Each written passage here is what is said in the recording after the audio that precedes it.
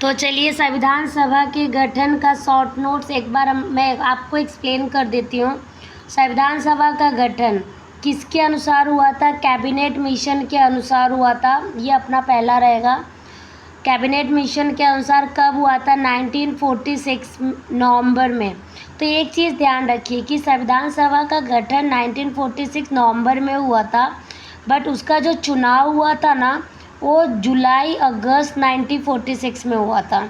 ठीक है, ये नवंबर में हुआ था, ये जुलाई अगस्त में हुआ था और सीमित मताधिकार था। टोटल मेंबर कितने थे इसमें? टोटल नंबर ऑफ मेंबर थे 389। जो 389 मेंबर 2 पार्ट में डिवाइड थे। 296 मेंबर ब्रिटिश का था।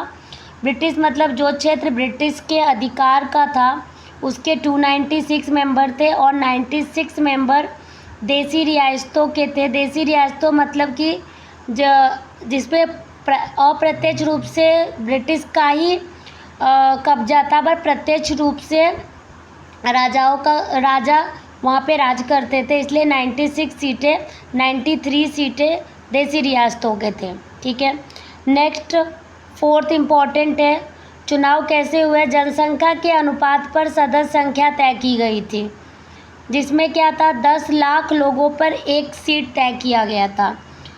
और कौन कौन से समुदाय थे? तो 3 प्रमुख समुदाय थे। कौन से? हिंदू का नाम नहीं था, मुस्लिम थे, सिख थे और सामान्य। सामान्य का मतलब है कि मुस्लिम और सिख छोड़ के जितने भी समुदाय थे सब आ जाते हैं। चलिए, उसके बाद 6 नंबर पे आता है आंशिक रूप से निर्वाचन और आंशिक नामांकन। आंशिक रूप से निर्वाचन का मतलब क्या होता है कि राजा किसी को राजा की तरफ से कोई सदस्य होता था तो उसको नामांकित कर सकते थे। फिर 7 पॉइंट है पद्धति। एक चीज़ ध्यान रखिएगा कि पंडित जवाहरलाल नेहरू ने जो पद्धति बोला था कि वयस्क मताधिकार का, वो पद्धति स्वीकार नहीं किया गया था। तो यहाँ था एकल संक्रमणीय मत पद्धति, समानुपातिक प्रतिनिधि। जब आगे हम करेंगे तो हम इसके बारे में भी पूरा डिटेल में देखेंगे। अभी सिर्फ आप इसको एक बार देख लीजिए कि एकल मत था, यही पद्धति अपनाया गया था। और फाइनली जब संविधान सभा का गठन हुआ तो उसमें 15 महिलाएं भी शामिल थी।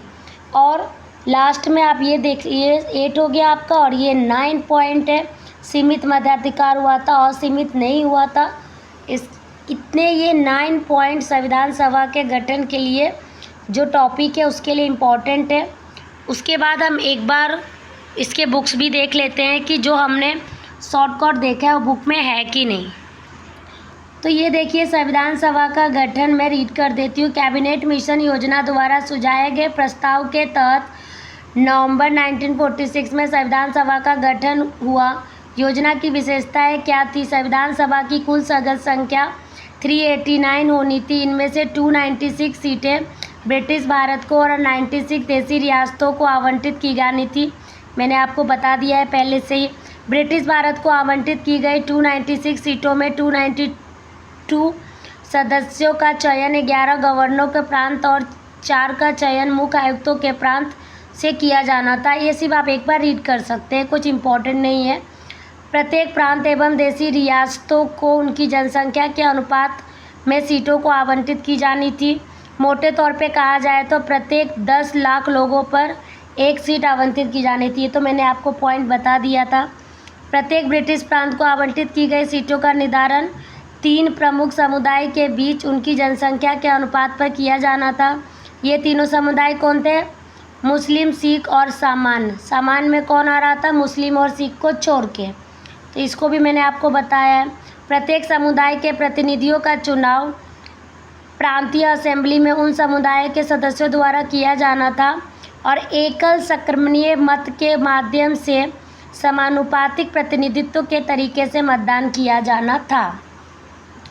देसी रियासतों के प्रतिनिधियों का चयन रियासतों के प्रमुखों द्वारा किया जाना था, मतलब आंशिक निर्वाचन होता था।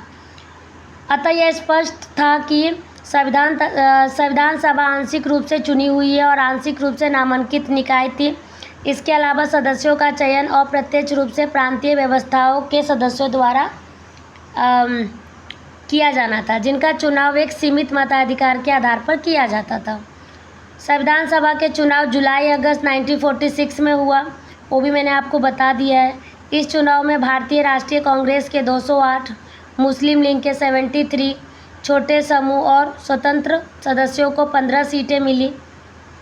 हालांकि देशी रियासतों को आवंटित की गई 93 सीटें भर नहीं पाई, क्योंकि उन्होंने खुद को संविधान सभा से अलग कर दिया था। ठीक है, ये इम्पोर्टेंट नहीं है। तो इतना आप देख सकते हैं कि जो हमने शॉर्ट नोट देखे थे उससे रिलेट करके मैक्सिमम 99% आपको समझ में आ रहा है।